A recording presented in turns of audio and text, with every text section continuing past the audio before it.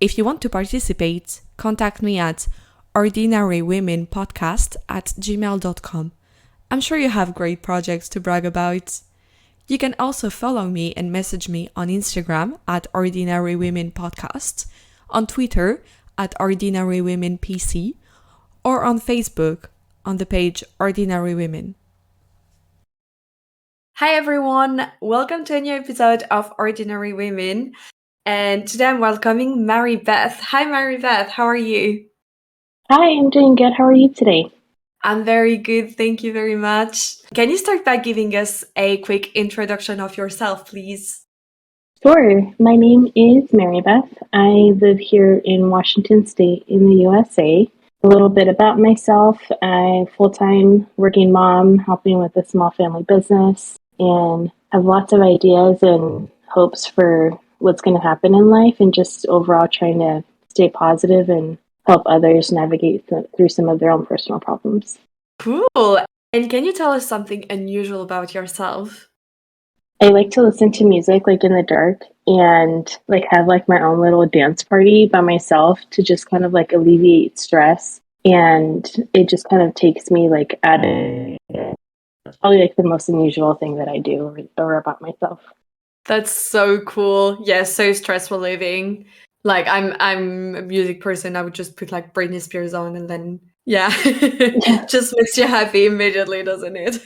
Yeah. I mean, you can make it your own like little club in your house, if you want to put lights on. I don't know. It's really getting to just close your eyes and just let yourself go and let your body free and your mind free for a little while. I usually do it at night when like my kids go to sleep, and it's just like my me time. It's something that I've been doing since, gosh, I was probably like a teenager when I started doing it, and it's been a while. That's so cool. Such a good like habit to have. Yeah. Very cool. And since here we talk obviously a lot about women in general, I like to start the podcast by asking, was there a time or an event in your life when you realized that you are a woman?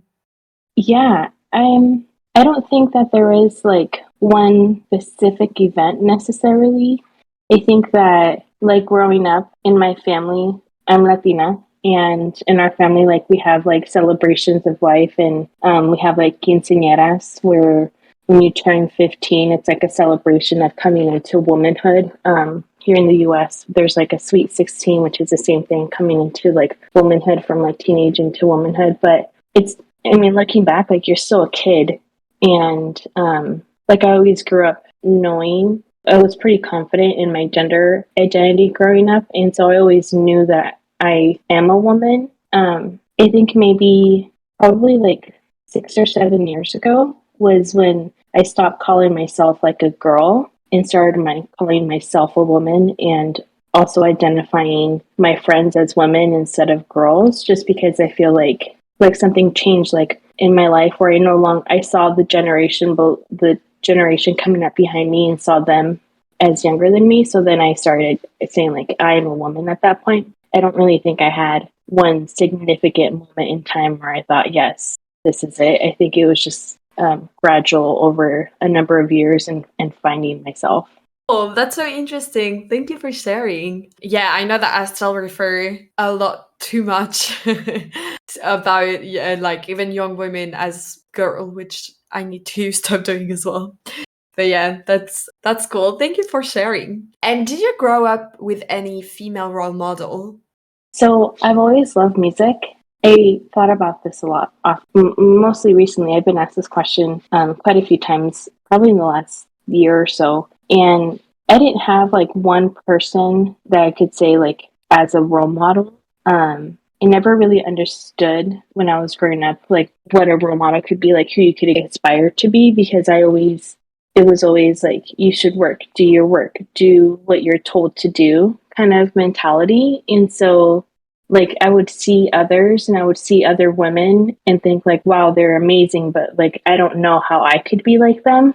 And as an example, like I would look at Shakira and how she would advocate for herself and for other women and girls, and I know it sounds silly, but like something about having somebody who looked like me in American culture across both languages, for me, that was really impactful, but I didn't have like a full understanding of it. My mom had a friend growing up, and she used to watch me as a child. And when she had her kids, I remember being probably like 6 or 7, and she fought like the stigma against breastfeeding, having a toddler that she was breastfeeding, and having kids a little bit older, and only having a couple of kids, as in our culture, like our families are really big. And I just remember looking up to her, and I used to think it was weird. She would go grocery shopping every day or every other day and just buy what they needed. And it wasn't for lack of funds or anything. She had money to pay for food, for groceries for a week or two, but she just didn't want to waste, and thought a lot about environmental sustainability and how she and her family played a part in that. And it was so different from what I had grown up hearing for so long. And as an adult now, I look back and think back at everything she was doing and understanding.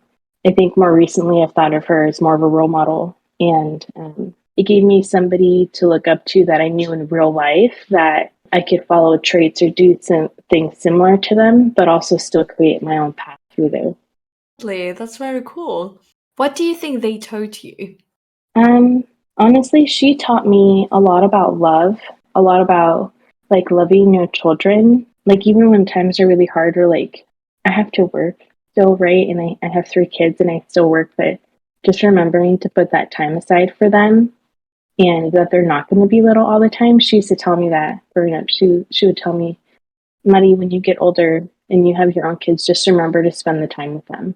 And I always thought, oh, that's like, of course I'm going to do that. But now that I'm here and I see myself and reflect on, wow, I spend a lot of time working. I spend a lot of time on my phone. I spend a lot of time doing all these other things. How much time am I really getting with them before they grow up? Because I grew up. And I think that was one of the things that she taught me. And it just took me a really long time to see it.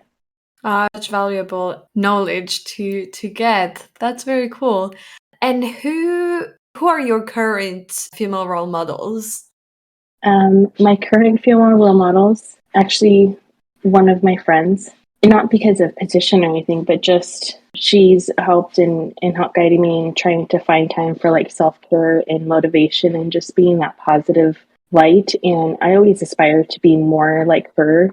I think that having a role model in real life, somebody that I could talk to and bounce ideas off of and be open and be able to get feedback from me. She's a mentor, but a role model at the same time. So that's who one of mine is right now on a larger scale. I'm still trying to figure that out. That's so cool. It's so important to have that type of people around you. That's amazing. And how did the lack of representation of women in society impact you? So the role that I'm in right now, I work in diversity, equity, and inclusion. And besides this role, in general, in my field, in my life, I didn't often see women moving up the ladder. It's always an exception, right? When you see a woman moving up the ladder in a corporation, it's always like, oh, wow, let's shout out this one person who made it, you know? But how many other women applied for that role or are aspiring to be in that role and don't see that representation and the struggles we go through to try and have a seat at the table? I think growing up, being told, you know, you're gonna go to college and you're gonna work. You're gonna do what you're told so that you can get a good job and you can pay for your stuff and pay for your family. But the verbiage, the idea behind it was never aspire to be more, right? It was always you just keep your head down and just work, get a good paying job that way. And over the years, I've noticed, you know, I started working at a bank, and all of my leadership, besides a few people, were either white women or white men, or maybe some men of color, but very few and far between. And in all the industries that I've worked in 6 or 7 different industries now. It was the same thing. I actually rarely saw Latina women that I could aspire to be, because if I did see them, it was one step up. It wasn't in a lot higher leadership positions. And I see now the struggles that women go through trying to balance family, trying to balance work and a career. And I applied for a position and I thought, how am I going to balance this with my family and my work? Can I really put my work first? And I think that one of the is because there's an internal struggle that we see so often of, can I be the breadwinner? Can I have a seat at this table and feel like I'm enough in struggling through imposter syndrome? Should I really be here? Am I a bad mom for working? Am I actually able to explain what I'm thinking in a way that they'll understand? Or am I going to get pushed to the side because I am a woman or because they haven't had this perspective before? I think as we continue to speak our minds and basically put our foot down and say, like, this needs to change, we are seeing more women move up in corporations. We are seeing more women entrepreneurs. But at the same time, there's still that expectation. You still have to take care of your family, or you still have to take care of your home, whether you have a family or not. Especially during COVID, we look at like the shutdowns and everything that happened across the world. How many women had to stay home to take care of their families or lost their jobs because of the positions that they held, or had to figure out school, had to figure out all of these things, whereas maybe not as many men had to do that. And I'm an example of that, where I had to change my career path. I had to figure out, how do I keep working? Because I still have bills to pay. How do I keep working but still protect my family and take care of my kids and get them signed in for Zoom calls? And ended up changing positions to a remote position. And I didn't know by doing that if I had lost the advancements that I had done in my career at that point in time, or what next advancements would look like. And it was a huge change for me and a really big fear. It gave me really severe anxiety. Started seeing a counselor to try and figure out how to pull myself together, because I wear so many hats across so many places with our family, our home, our business, with my work. And we talk about representation of women, but we don't often talk about all the different hats that they have on in order to be able to be labeled as representation within companies or within society. A woman is a mom, she's a homemaker, she's all of these things. But being a career woman sometimes looks down upon. Being professional, being somebody who's their main breadwinner, or just not fitting that typical mold, is an exception most of the time.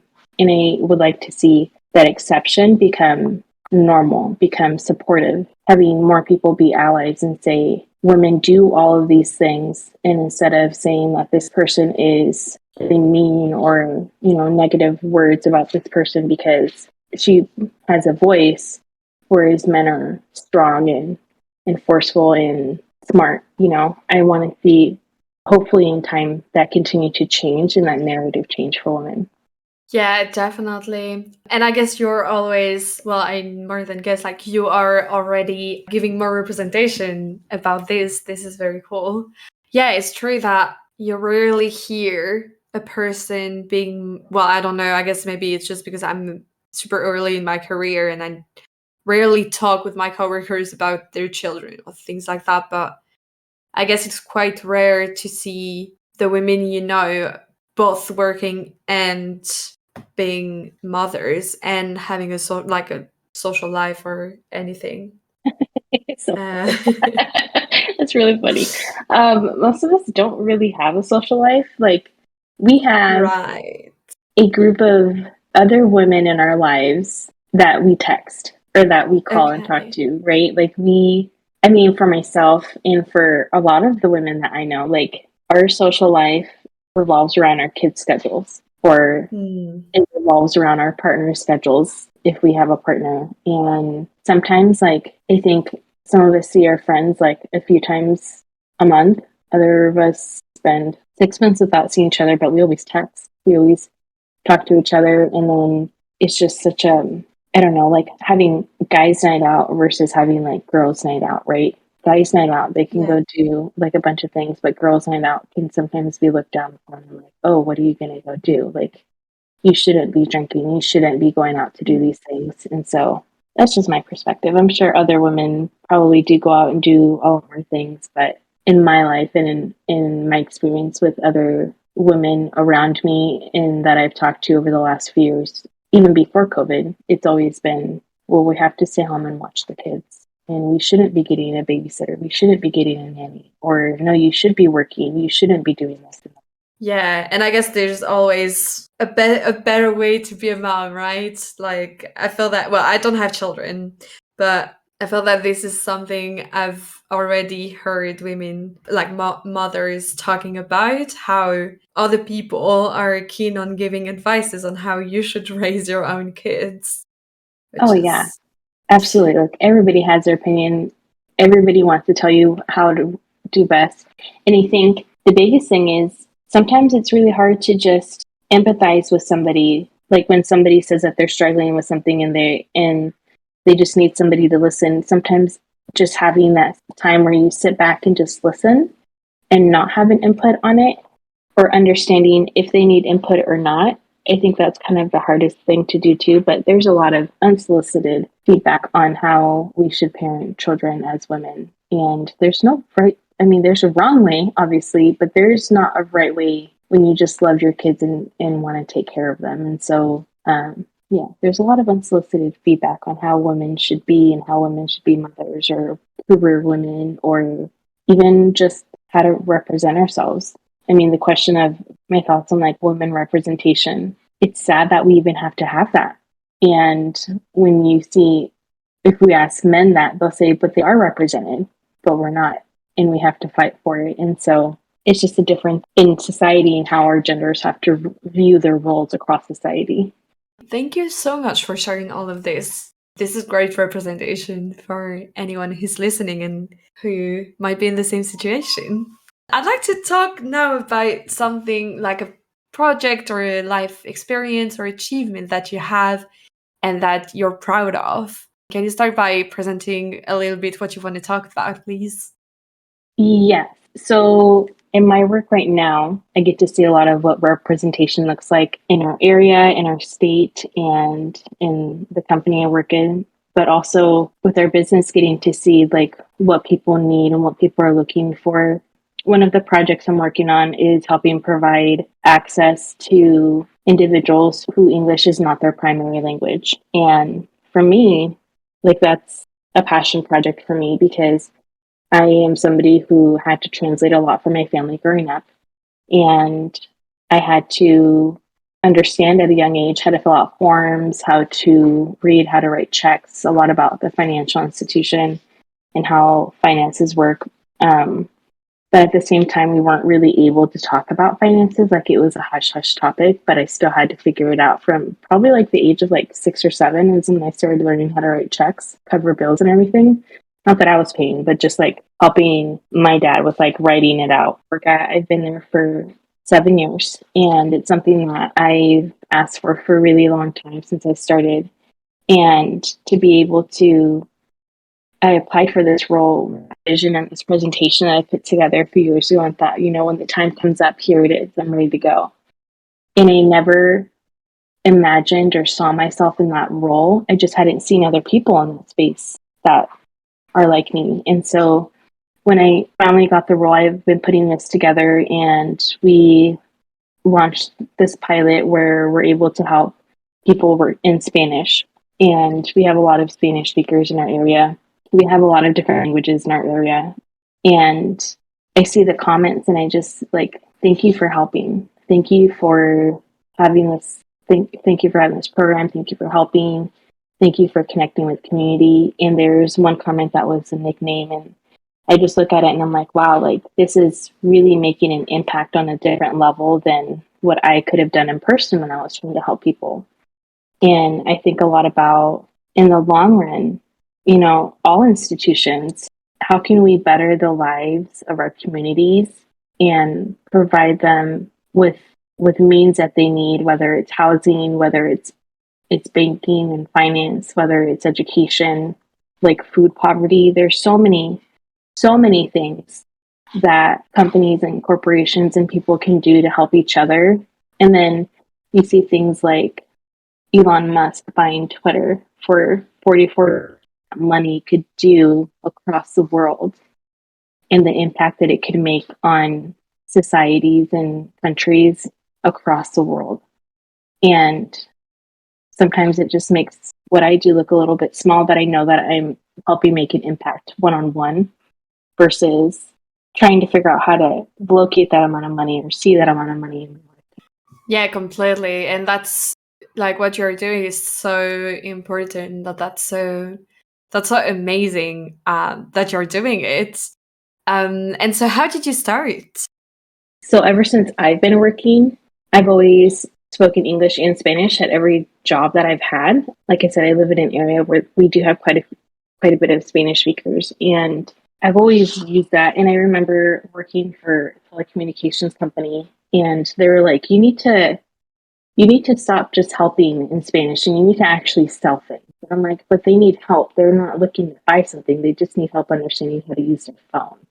And they just happen to speak Spanish, and they just happen to come to me because they know. And so I've always had this passion for helping others and being able to use my skills both in English and Spanish to be able to do that.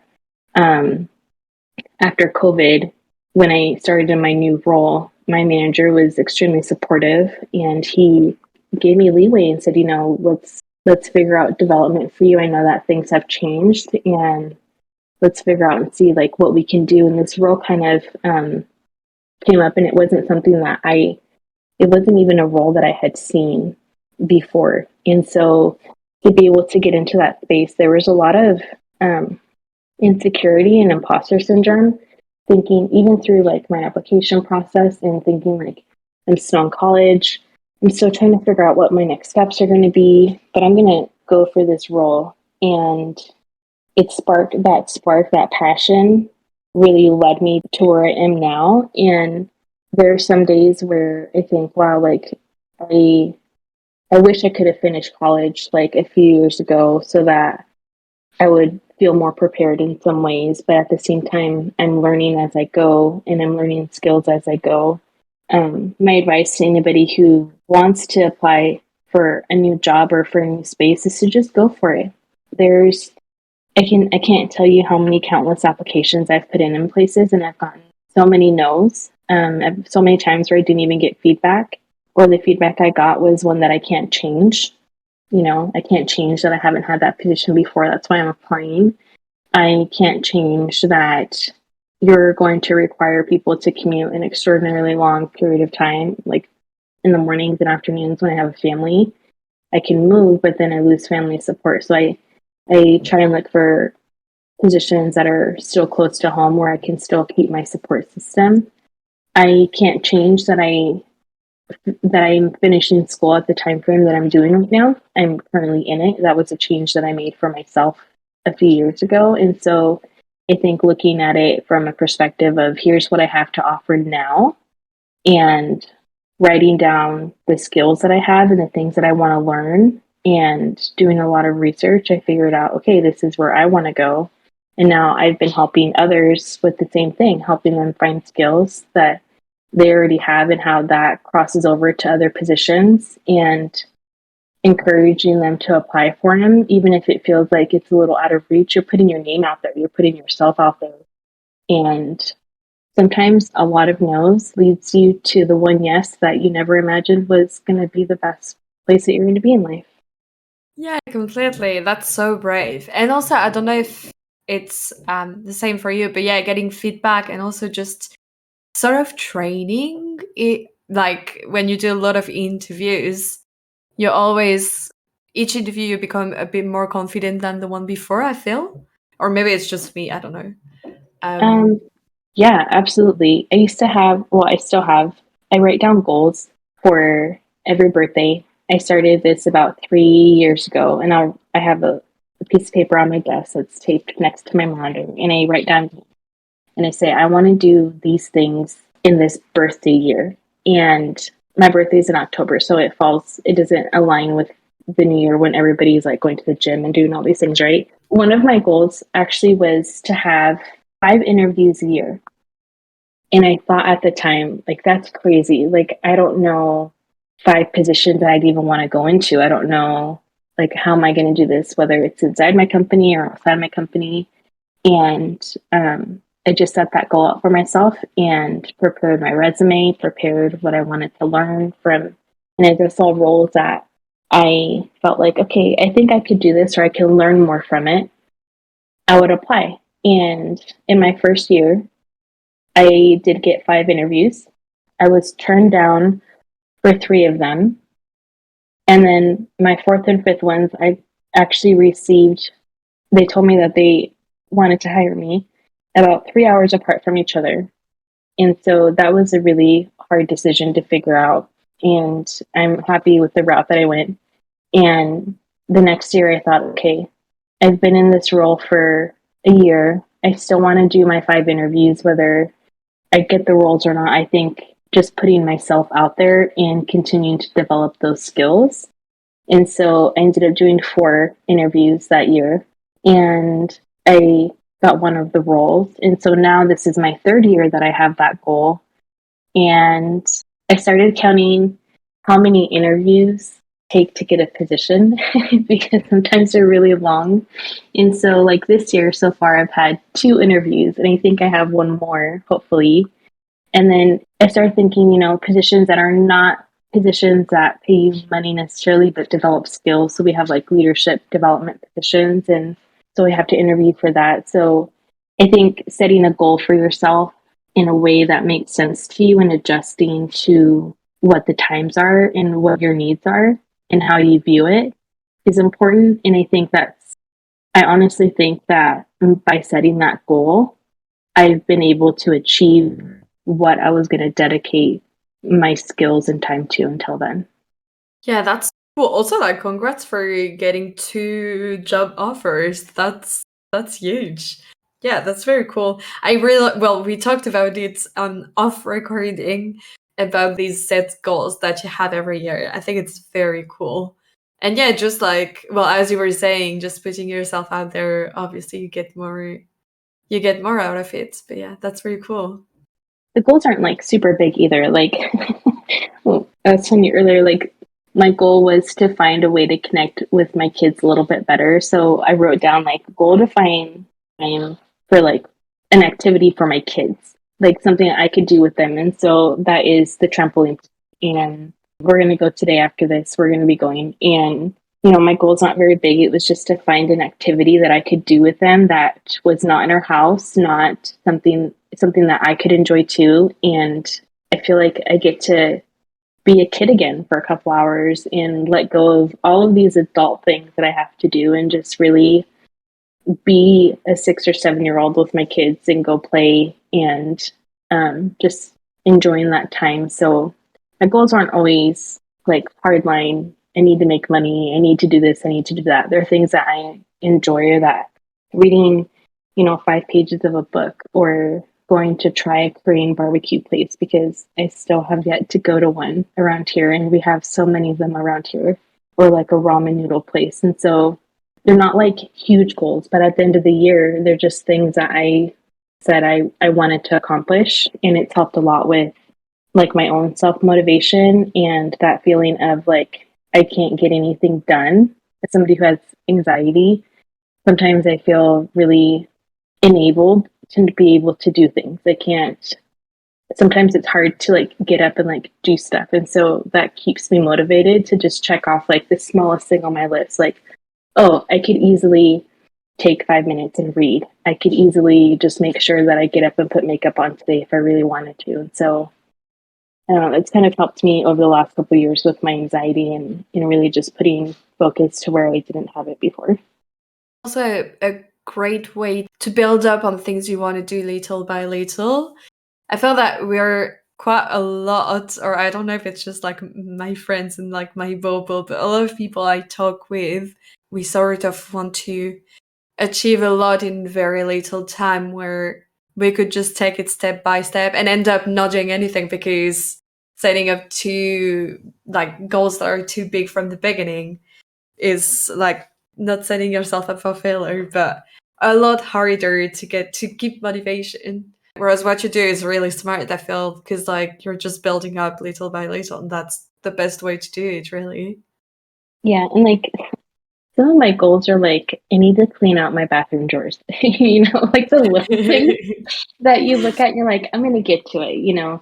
I'm going to fix I'm going to fix that door, or I'm going to go clean out my car, or wash the car windows. Like all these like really little things that just seem so small and mediocre. But when you get it done, you're like, oh yeah, I got that done. Like it just, I don't know, it gives you a little bit of a boost for the day. And like you just feel like, wow, I got it done. And I also like sidetrack a lot. If you haven't been able to tell throughout this conversation, like my thoughts are always all over the place. And so for me, like having a goal, like having a list that I can check off, sometimes I'll go back and look at like, oh, I'm not supposed to be doing this. I started this and then I need to go back and finish it. And so I think everybody sets goals in a different way, like really broad or like really small. But for me, that's what's worked. And so on Facebook, I think this all started from seeing something on Facebook a few years ago where somebody said, setting just like really little goals and moving up from there. And it was just the inspiration. It was just the right time to get started. Oh, that's very cool. Yeah, thank you for sharing this. And jumping back to this position in which you are, was there any important person who had an impact on it? So I have a manager that I worked with, and she has always been extremely supportive. She's somebody that when COVID happened, is when I met her, and she really gave. I had to figure out how to leave what I was doing for something else, and I was kind of a hot mess, like a real true hot mess. And she really just gave me space, and like I remember she gave me a compliment on my work style.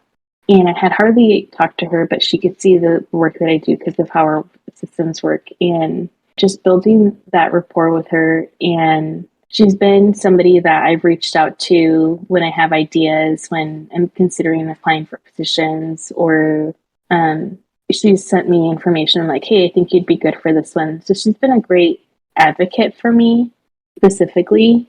And in this role, I had actually told her about what I wanted to do well before this role ever came about. And I remember when this role was posted, she was like, did you see this role? This is something you talked about like 2 years ago. And I was like, yeah, I'm going to apply for it. And she's like, send me your presentation, send me your resume. Like, I want to make sure that you get this role. And so she helped me a lot. And she still supports me. I still talk to her pretty often.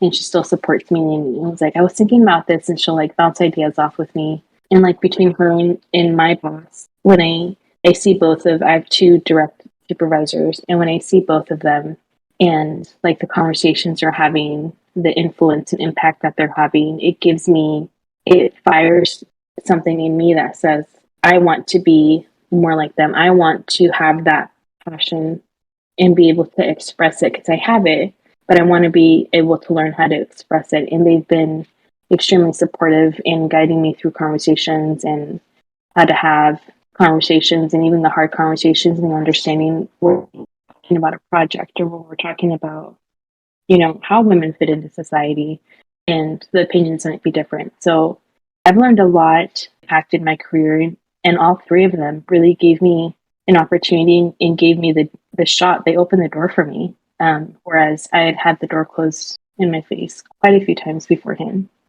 That's amazing. She sounds amazing. Yeah. That's very cool. And what challenges have you faced? It's been knowledge for the last 10 years. I feel like I can't learn enough fast enough. And I mean, we talked about how we always want to get things done like right now, but it takes time to learn all of these things. And so it's so powerful when you start learning, when you're researching, when you're trying to educate yourself, whether it's through school or through listening to other people, through TED Talks, through trying to find your own experiences, ways that you can learn hands-on. I think that's been my biggest struggle in the last year. I actually wrote down a list of all the things that I've learned in the last 12 months between our business and this new role, and like leadership development, learning how to use new systems like QuickBooks, and dealing with state and federal taxes and information that I never had to learn about before, and understanding like reporting. And I recently started learning more about data analytics for the role that I'm in, and learning how to code and use and how to create an application, how to review applications in a certain way where it's equitable for the applicants. And it's just so many things that I've learned in the past year. And I feel like I have such a long way to go. How am I going to learn this fast? How am I going to get to that? When am I going to get to that end result that I'm looking for? I'm not there. I'm a far ways from it. But I think looking back at what I've learned has really, I feel good about it. And my struggle through all of it has been myself, has been limiting myself and saying, I don't think I can actually learn that without actually having tried it. I would tell myself, I don't think I can learn. And I removed that barrier from myself and thought, you know what? I'm going to try. And if I fail, then I will keep trying until I know. And if it doesn't work out, then I will approach it differently and just continually try and advance what my knowledge. And it's helped with my confidence so much. It's helped overall with how I view people and how I view my job. Yeah, I think that's been my biggest struggle, is just how can I learn all of this faster. Yeah, that makes sense. It's always, exciting and challenging at the same time to learn new things. And was there, on the contrary, anything that was easier than you thought it would have been? Oh, I think that I really found like love for numbers throughout everything that I've learned over the last year. And I think that that's probably been the easiest, is that numbers, like I speak with numbers really easily in my head and on paper, but the conversations around what their numbers mean takes me a little bit longer. But that's been probably the easiest. And then learning to put myself first throughout all of this. Like, is it something that I want to learn or something that I'm told to do? And so balancing when I have to do something versus when I want to do something. I think that balance is getting a lot easier, and actually identifying the fact that I did not have a balance before. Yeah, that's also a nice thing to have. And why are you proud of it? It's a new skill that I learned. So for me, I couldn't always like talk about my accomplishments growing up. And so like to be able to feel more comfortable and say like, hey, I accomplished this. Like that's for me, that in itself is just something to be proud of. And anytime that I learn something new, instead of thinking, oh, I need to learn more, I have stopped and thought, I'm proud of myself for learning what I've learned. And while I can learn more and I will continue to, I am so proud of what I've done, because I put my time aside to be able to do that. And so that's probably, between that and like graduating college this year, those are my like biggest accomplishments so far. So good things to be proud of. That's amazing. Thank you so much for sharing this. I think we've reached the end of my questions. Is there anything we haven't mentioned during our conversations that you would have liked to say? I can't think of anything right now. So Cool. Well, then we're going to conclude on that note. Thank you so much for coming here today. And thank you so much for sharing all of this with me and anyone who's listening. It's such, valuable content. And thank you so, so much. thank you for having me. I love your podcast. I've listened to all of them so far. So I'm really excited to see where this continues to go. And I hope that you have many more women share with you. And I wish you luck. Thank you so much. And as usual in this podcast, the guest has the very last word. So the mic is yours. Hope you all have an amazing, wonderful day. And if you haven't heard it today, you are beautiful and you are amazing.